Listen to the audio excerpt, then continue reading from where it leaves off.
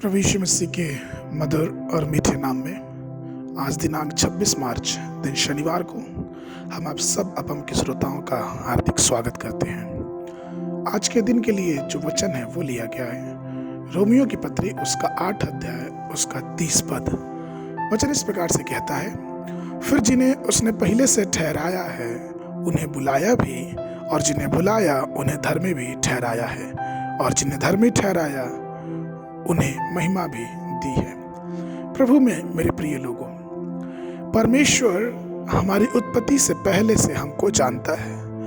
उसने हमारे जीवन के सारे अधर्म को मिटा के हटा के हमें धर्मी वस्त्र पहनाया है, अर्थात हम अब धर्मी हो गए हैं।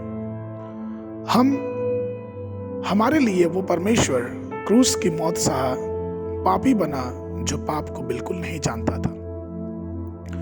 इब्राहिम ने परमेश्वर विश्वास किया और यह विश्वास इब्राहिम के लिए धार्मिकता गिना गया। इसलिए तो रोमियो की पत्री उसका 5 अध्याय उसके पहले पद में पौलुस इस प्रकार से कहता है, सो जब हम विश्वास से धर्मी ठहरे तो अपने प्रभु यीशु मसीह के द्वारा परमेश्वर के साथ मेल रखें, क्योंकि हम और आप विश्वास से ही धर्मी ठहरे हैं। उसी में प्रेरित पतरस कहता है, पहला पतरस उसका 3 अध्याय के 13 पद में, और यदि तुम भलाई करने में उत्तेजित रहो तो तुम्हारी बुराई करने वाला फिर कौन? अर्थात हम एक दूसरे को चोट नहीं पहुंचा सकते। वो इसलिए क्योंकि हमें हमारे ऊपर इतनी भलाई हुई है, हमारे पापों को क्षमा किया गया है और हमारे सारे अधर्मों को मिटाया गया है।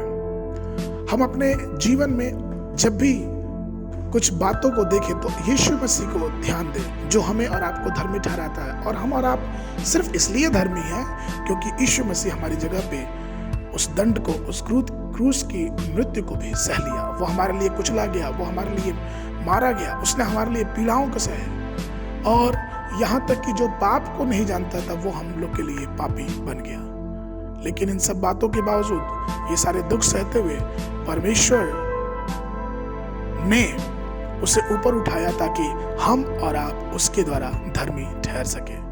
दूसरी और सबसे महत्वपूर्ण बात यह है कि यीशु मसीह जब इस धरती पर था तो यीशु मसीह के विरुद्ध फरीसी और सदूकी लोगों ने हर प्रकार के झूठे आरोप लगाए। उसे तो कई बार यह भी कहा गया कि तुम जरुब्बाबेल की सहायता से दुष्ट आत्माओं को निकालते हो। लोगों ने यीशु मसीह को चुनने के बजाय वहां पे बरअब्बा को चुना, बरनबास को चुना।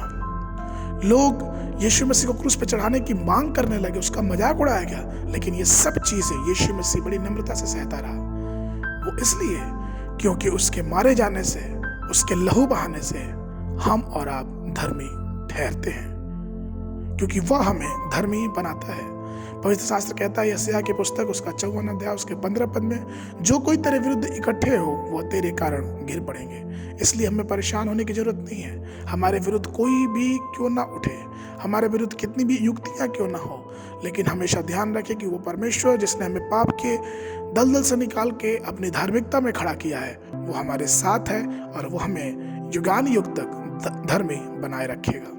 आज के महीने के लिए जो पद है वो लिया गया है यशायाह नबी की पुस्तक उसका 61 अध्याय उसका 7 पद। वचन इस प्रकार से कहता है, तुम्हारी नामधराई की संति दूना भाग मिलेगा, अनादर की संति तुम अपने भाग के कारण जयकार करोगे। तुम अपने देश में दूने भाग के अधिकारी होगे और सदा आनंदित बने रहोगे।